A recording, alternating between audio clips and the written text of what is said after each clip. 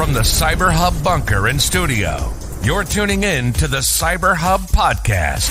And now for your host and CISO, James Azar. Good morning, evening, or afternoon, wherever you're tuning in from. Welcome to the CyberHub podcast, Practitioner Brief, aka your cyber news for the day.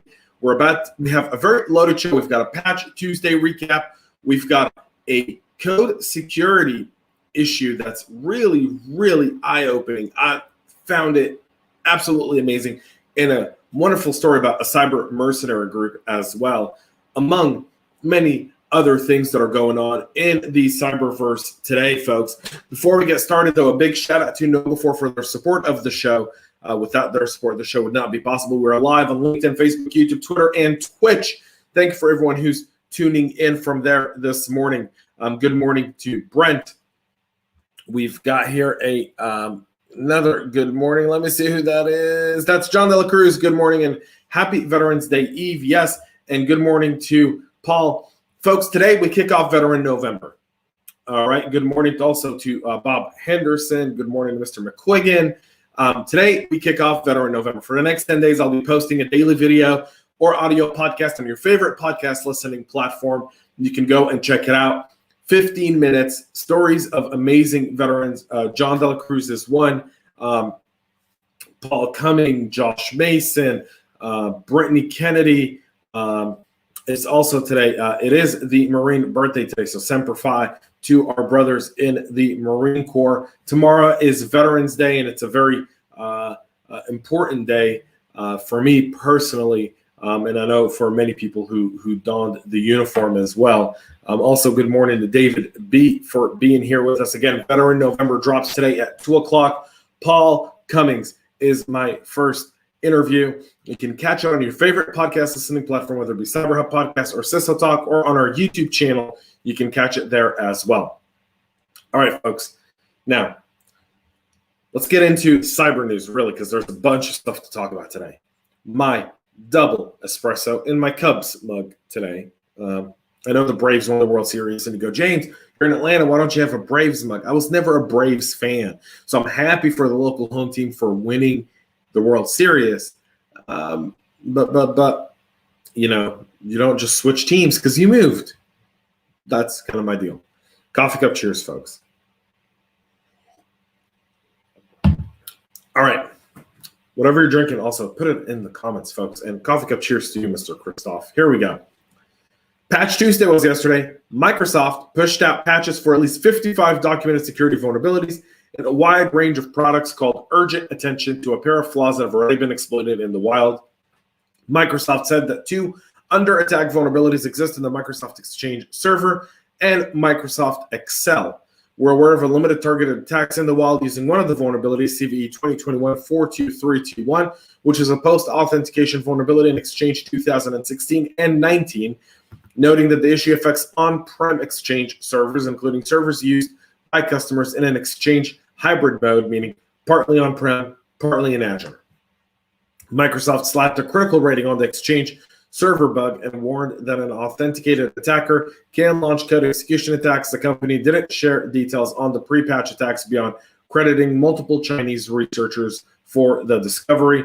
Our recommendation is to install these updates immediately to protect your environment, according to the company. The second zero-day flag in Microsoft Excel is described as a feature bypass vulnerability that allows code execution via specially crafted spreadsheets. Microsoft said the Excel bug, which is CVE 2021-422-902, is being actively exploited but did not provide any additional detail. The Excel vulnerability affects Microsoft Office for Mac OS, but patches for Apple's platforms are not yet available.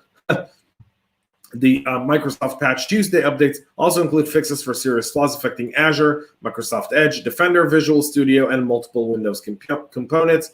6 out of the 55 security bulletins from Microsoft are rated critical.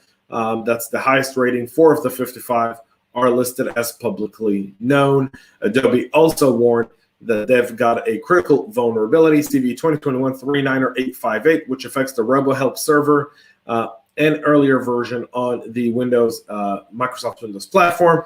The company said it's unaware of any exploits at this period in time. So keeping that in mind as well. Hello to Anthony, who's joining us as well. Hotel Coffee, cheers. Mr. McCookin's back on the road. That's so exciting. Things are getting back to normal for you, buddy. All right. Your Docker servers. TeamTNT hackers can target your poorly configured Docker server. So how many of you actually invest time in your containers? According to a report by researchers at Trend Micro, the actors have 3 distinct goals: to install Monero crypto miners, scan for vulnerable internet-exposed Docker instances, and perform container-to-host escapes to access the main network. And illustrated in an attack workflow, the attack starts with creating container on the vulnerable host using an exposed Docker REST API. And as you can tell from the vulnerable host, the attacker attempts to create a container on the vulnerable host via Docker REST API. The request availability of attacker specified image from container registry platform like Docker Hub. It downloads the malicious image. It then creates a container and executes cron jobs, and then downloads and executes voice exploitation and lateral movement tools like ZMAP, container escape scripts, rootkits, credential stealers, and coin miners.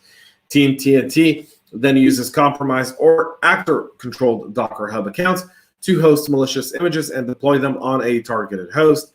Trend Micro has seen over 150,000 pulls of images from the malicious Docker Hub accounts as part of this campaign. So you want to definitely keep your eyes on something like this. The container image that is created is based on the Alpine OS and is executed with flags that allow root level permissions on the underlying host. Again, they're looking for crypto. That's an easy way to make money, especially in Monero. And so keep that in mind, folks. That's really, really significant and something to keep in mind.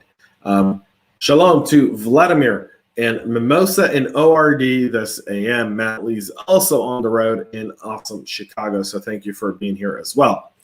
SAP also patches a critical vulnerability in the ABAP platform kernel.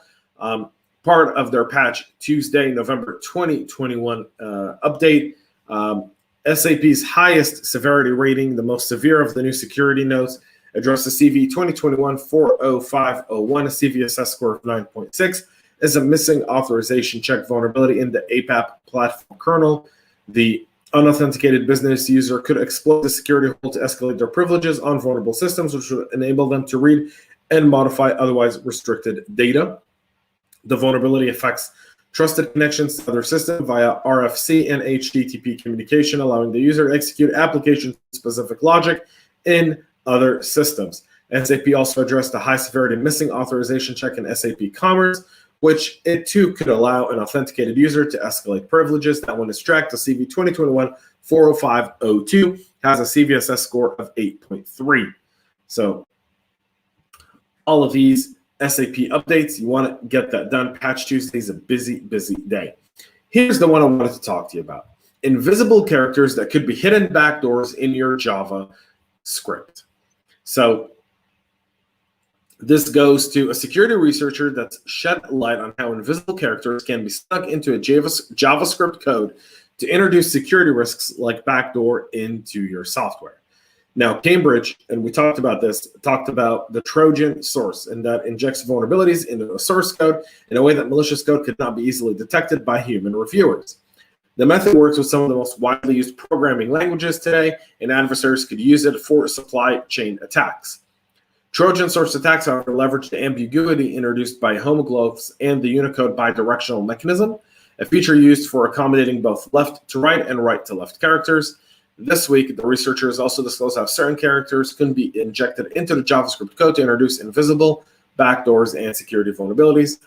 Wolfgang Ettlinger, who is the director of Certitude Consulting, summarized what if a backdoor literally cannot be seen and thus evades detection even from a thorough code review. And surely enough, there's a backdoor and a proof of concept for this. Shown right here on your screen. Everyone can see this. All the show notes are in all the links are in the show notes. You can go and see them there. The script implements a very simple network health check HTTP endpoint that executes a ping C1 at google.com as well as a curl to an HTTP example.com and returns whether those commands executed successfully. The optional HTTP parameter timeout limits the command execution time explains, turns out that the backdoors on the following lines were the invisible character U plus 3164, aka Hangul filer, resides. Being a Unicode letter, the Hangul filer can be trivially used as a JavaScript variable name, and as such, create a backdoor that none of us would even be aware of. We've got to invest more and more in our IDEs, in our CI/CDs, and SLDC, and that's where we've got to be focused. The traditional endpoints, the traditional security things are all really critical, but if our foundation, and everything is software today, and everything runs on code, so if our foundation is flawed, by all means, it doesn't matter what kind of firewalls we use or what kind of detection tools we use or who runs or what kind of SIM tool we use. None of that would matter what kind of visibility we have, because we'll have holes in our foundation that we don't even know about. So read the story, study it, and you've got to run some brainstorming around this stuff. Automated code reviews, manual code reviews. How do you look at this stuff? How do you implement code? And how could you spot this kind of stuff is really important. And finally, a cyber-mercenary group called Void Balaur has been hacking companies for years. Another story by Trend Micro with a 46-page report detailing the history and activity of a hacker-for-hire group that's been advertising its services in the cybercrime underworld and conducting on-demand intrusions since the mid-2010s. Trend Micro says that because of a large number of target overlaps, it initially thought Void Balaur to be related to a subgroup of APT28. However, it is not. In total, we've observed a dozen email addresses that were targeted by both Pawnstorm during the period of 2014 to 15 and by Void Balaur from 2020 to 2021. You can see all the different attacks and industries. The group advertises services on hacking forums, and kind of looking at how to get access to emails and how much money they're asking for. And you kind of see that whole nine there. It's a really great report, by the way. And then you see the value of the type of information. So information on Russian passports, foreign passports, marriage certificates, and N1 forms are only $21. Information on purchase tickets where a passport is needed, no charters and private planes is only $28. Border data on individual persons, $124. And migrant permits, $41. And you can kind of see where this goes. So these guys are at it. They can target Russia, the US, Israel. Very, very sophisticated, a very sophisticated threat actor group. And you can see they've also targeted politicians, journalists, you name it. They've been kind of the go-to group for that. A great report by Trend Micro and something really worth looking at. So make sure to check that out. In just several hours, we'll drop the first episode of Veteran November this year. Unfortunately, instead of doing the full month like I had planned, obviously ongoing family commitments has kind of changed my landscape and my availability, and I couldn't get it done in the quality I wanted to do it for the entire month. So we'll kick off today. We'll end on November 20th, I believe. So go check it out on your favorite podcast listening platform or on our YouTube channel. We'll be back tomorrow to wrap up this week as well. And tomorrow's Veterans Day. I'll have a ton of special announcements then as well. So thank you, everyone, for tuning in today. Really appreciate it. Have a great rest of your day. Most importantly, stay cyber safe. We love feedback, so make sure to connect with us on social media and subscribe to our podcast on your favorite podcast listening platform.